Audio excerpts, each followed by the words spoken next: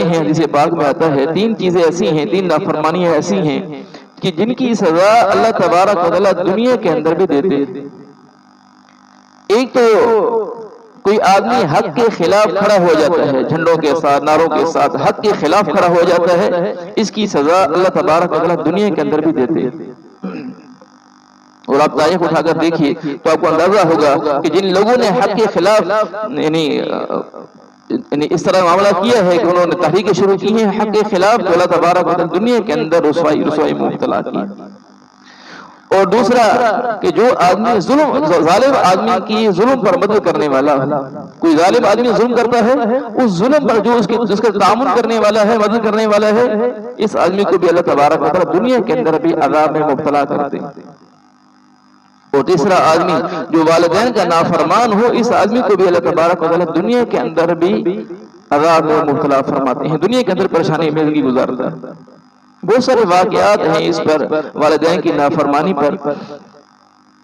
مالک بن دینار رحمۃ اللہ علیہ فرماتے ہیں کہ جب میں حج کر رہا تھا تو میں نے دیکھا کہ بہت بڑا مجمع ہے حج کرنے والوں کا، تو میرے دل میں خیال پیدا ہوا کہ اتنے سارا مجمع ہے، ان سب کا حج اللہ تعالیٰ کے یہاں مقبول ہوگا۔ میں بڑا خوش تھا، تو میں نے کہا اتنے لوگ آئے ہیں حج کرنے کے لیے، تو میرے دل میں خیال گزرا کہ سب کا حج قبول ہو گیا ہوگا۔ مجھے غیب سے آواز آئی کہ سب کا حج قبول ہو گیا ہے، ایک آدمی کا حج قبول نہیں ہوا، محمد ابن ہارون بلخی کا حج قبول نہیں ہوا۔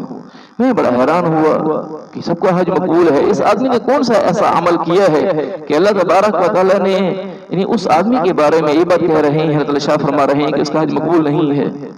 خیر میں کہتے ہیں کہ چونکہ وہ حج والوں کے خیمے الگ الگ لگا کرتے تھے، تو میں وہاں بلخ والے کے پاس پہنچا، تو میں نے ان سے کہا کہ یہاں آپ لوگوں میں محمد ابن ہارون کون ہے؟ انہوں نے بتایا کہ وہ تو جنگل میں ہوگا، یہاں تو نہیں ہے، وہ تو جنگل میں کہیں روتا پھرتا ہوگا۔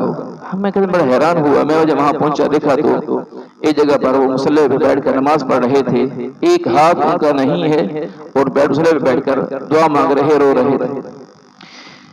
جب میں وہاں پہنچا تو مجھے کہا کہ او مالک بن دینار کیسے آنا ہوا؟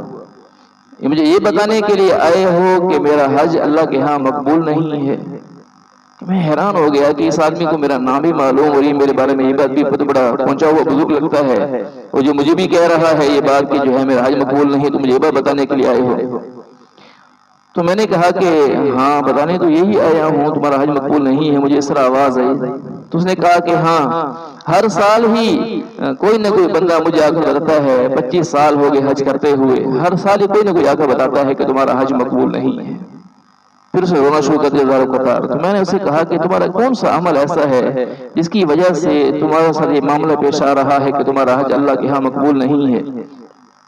اس نے کہا کہ میں شراب پیا کرتا تھا، تو میں جو ہے وہ گھر کے اندر آتا تھا اور آ کر جو ہے گھر والوں کے ساتھ ناروا سلوک کرتا، تو چونکہ جب میں گھر میں آیا تو میں نے شراب پی ہوئی تھی، رمضان کا مہینہ تھا، روزہ تھا، تو میں نے والدہ سے کہا مغرب سے پہلے ہی، میں نے کہا مجھے کچھ کھانے کے لیے دو، تو والدہ نے کہا کہ شرم کر، سب لوگ روزہ رکھا ہوا ہے، تو اس وقت میں یہ کہتا ہے کہ مجھے کھانا دے دو، تو روزداروں کا ہی خیال کر لے۔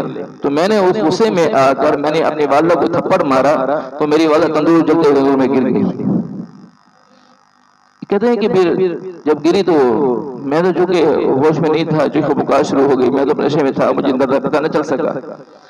جب صبح ہوئی ساری رات مجھے چیخوں کی آواز آتی رہی، اور صبح کے قریب جب میری ہوش میں جب میں آیا تو مجھے گھر میں جو ہے مجھے بندہ ہوا تھا گھر کے اندر ہی۔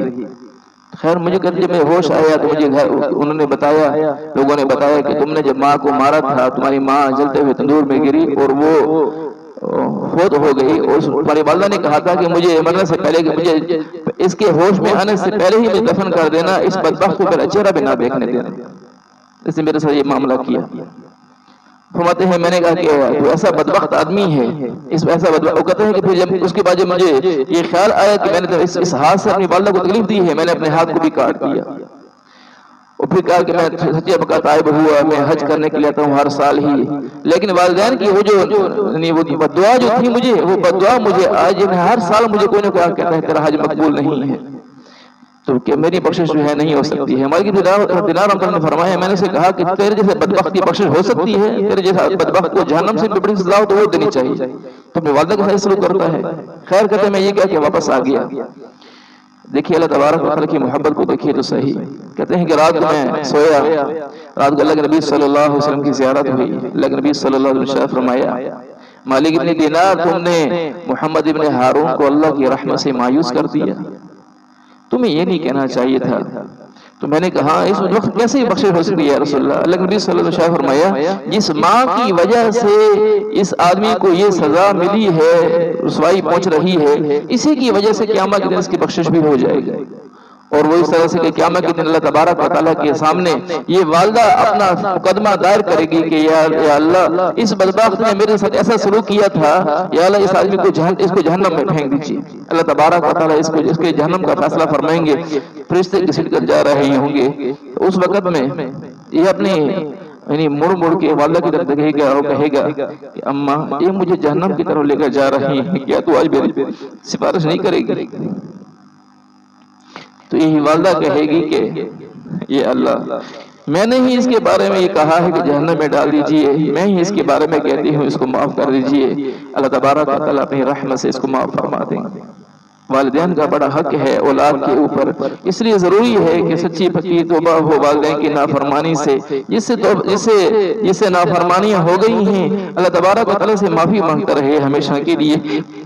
جو ہم سے نافرمانیاں ہوئیں اللہ تعالیٰ میں معاف فرما دے تاکہ اللہ تبارک و تعالیٰ ہمیں بھی جنت عطا فرما دے. اللہ تعالیٰ عمل کی توفیق نصیب فرمائے.